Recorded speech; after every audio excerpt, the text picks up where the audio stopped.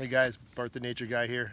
Today we're talking about tarps. So tarps there's lots of different kinds of tarps, lots of different sizes of tarps. I'm gonna kind of keep it in that kind of standard size tarp of like kind of 9 by 5, 8 by 5 size. Sometimes we go up to like 8 by 10s, which are totally standard as well. Especially when we see people move, especially with these big giant ones like this. You see these kind of, they're like blue and silver. A lot of times you're gonna find one in like the corner of a garage. You'll see one traveling down the highways. People are moving from one apartment to the next, and they got, you know, all their stuff in the back of a trailer, and they got a big old tarp over it. So these are really strong.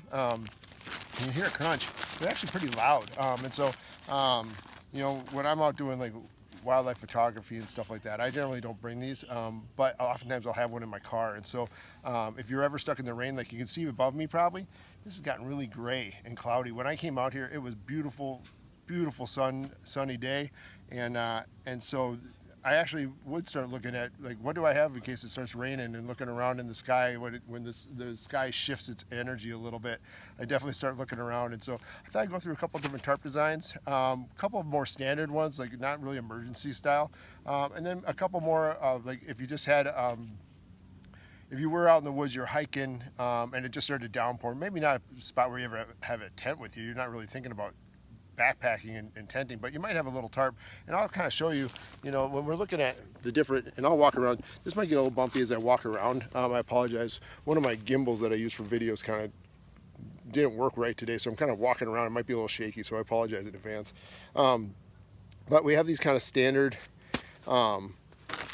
plasticky tents, and so when you unravel them, they're really, really loud, but they are strong and they are durable. And so what I wanted to show you first off is a tent design that I would use if I had a group of people. It starts to rain or look like it's going to rain, and this one really maximizes space. So I'm going to hold my hand out flat here. Like if you imagine like an office building roof, it's really flat. So that space, if you can see my hand going across the screen, but if I were to put like a roof on it and start to squeeze my hand and kind of have like a, you know, more like a steeple style roof. If you notice, there's space now right here where my fingertips and the edge of the camera are. For me, it's the camera. For you, it's probably the screen. But you can see that space now, because as you bring that tent middle up, or that tarp middle up, you actually lose that space. And if you have multiple people and you're trying to maximize the number of people that are actually underneath the tarp, you know, last thing is, if you all of a sudden peak that up in the middle, like using a ridge line that we've taught, like when we're doing tents and we're doing knots, we've talked about a ridge line, and we'll show you a ridge line. I'll show you a ridge line in a second. You actually lose that. So what I'm trying to do is create as much space as I can by just creating a small bump in the middle. And an easy way to do that is to simply, I'll move the camera here for you. So if you can see that, I took a rock, or I think this is a carabiner actually, which is just a little kind of camping clip, and I tied it into the middle. So I took a rock, I brought it underneath the tarp, and you can see right there, put it right there, and then took a little string, tied it around there, and then tied a string to it. Now, obviously, you're going to need something going to the sky above you to lift this up.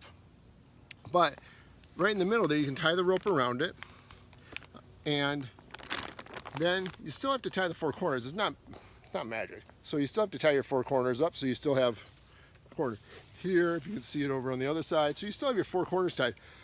But once you have the four corners tied, all you have to do is grab the string that comes down on the other side, and if you see, I grab this and start to pull, and it pitches that. And now when you stand back, if you notice, it's still really flat, but now you don't have that sagging. Like if you're in heavy rain and it starts to rain, that middle of that tarp's going to start coming in on your head. So that's just a nice, easy design to use. I'm going to walk you over to a classic lean-to design and really talk and kind of show you what that pitch looks like. It's actually quite a bit different. So from that low pitch that we talked about right here, we're going to a high pitch. And so if you can see, the angle is like this. And if you notice, when you put me in here, I mean, it's not very big. Even though these two tarps right here are the same size, the actual amount of people you can get underneath this is actually much less, maybe 2 or 3 people in a row sitting there. It's really good for shade, and it's really good for individual time, especially where the sun angle is low and you really want to provide yourself a lot of shade. The other thing I tend to do, take this ridge line, went all the way down, And then I also tend to take my tarp and go over the ridge line. So if rain hits the top here, the rain's coming down on this side and this side. If you take it and take it all the way to the end of the grommet, a lot of times the rain will hit at the top. Let's say you just keep it straight and you attach that string, instead of being down here, now you have the string up here, it'll hit the top and actually start dripping on the inside of the tent towards you. And that's not something you want either. So I provide myself just a little bit of overhang there, let the water drip off the bottom here. I stay tucked underneath. And this again is that backpacking material, much lighter, much quieter, super easy, and can be used for shade. And also it is a waterproof material. One of the designs for a shelter that's really easy is this little, I'm gonna show you a little triangle design. This triangle design uses one long rope. And if you can see it here, I'm gonna back away. If you can see, I'll use my hand as best I can. I'm not very good at this right there at the top. So you're tying it around the base of a tree, which I like, because you remember the lean-to over here. The lean-to, there's nowhere like place to sit.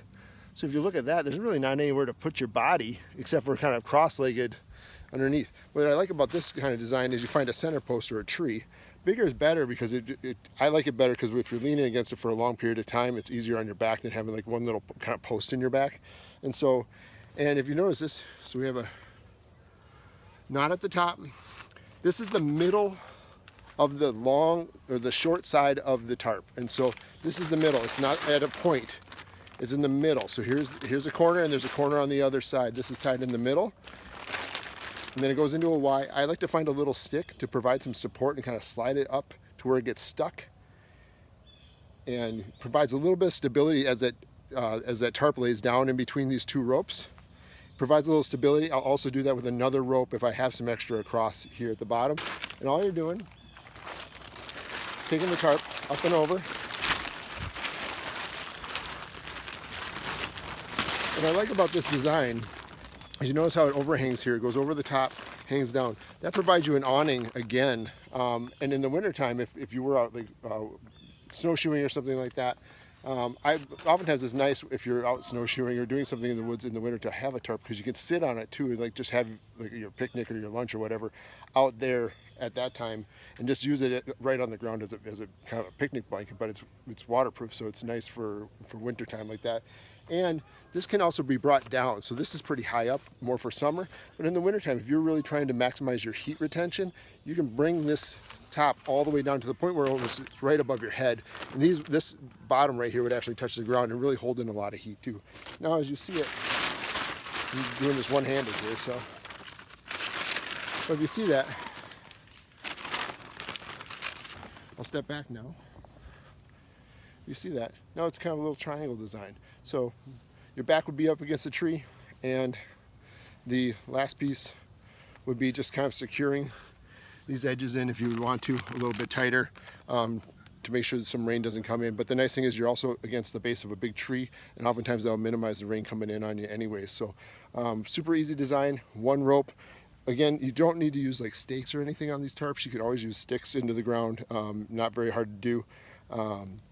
So you don't even need that. You just need some rope, one big long length of rope and a tarp, and you're pretty much good to go with that, which is really nice. The last one I wanted to talk to you guys about is hammocks. So a lot of people are hammocking right now, and they hang out in hammocks all day, especially people. I live in Minneapolis, and like almost every park there's kids hanging out in hammocks. They got them stacked two or three high, and all you see is their phone sticking out. So they're not looking up at the sky, they're not looking at weather, and all of a sudden what happens?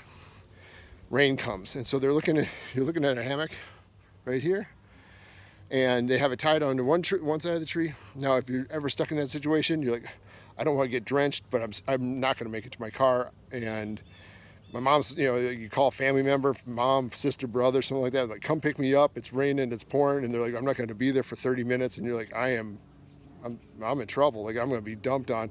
One easy way to do it, if you can see where it's attached to the tree over there, you just bring this end, the other end, attach it to the same location. So now they're both in the same spot. What that does, I don't know if you can see this, but it creates like a triangle. And it's like a little mini saddle. I'm going to set this up as best I can. I'm going to try to set this thing up without shaking it too much. But if you can see that, now you guys can see me. all you're gonna do is climb inside this thing. So it makes a little mini triangle. So this is what's nice, is this is a spot for you to sit. I don't think you can see that. So you're off the ground. So if it's getting wet and raining, you're gonna kind of get yourself off the ground that way. You're gonna step across into it, sit down, and take your feet and put them in like that. That simple. And now your head's covered, your butt's covered, got no rain coming in on you, and it's a super easy way to do that. So, Tarps 101. Thanks y'all. Have a great day. Peace out. Bye-bye.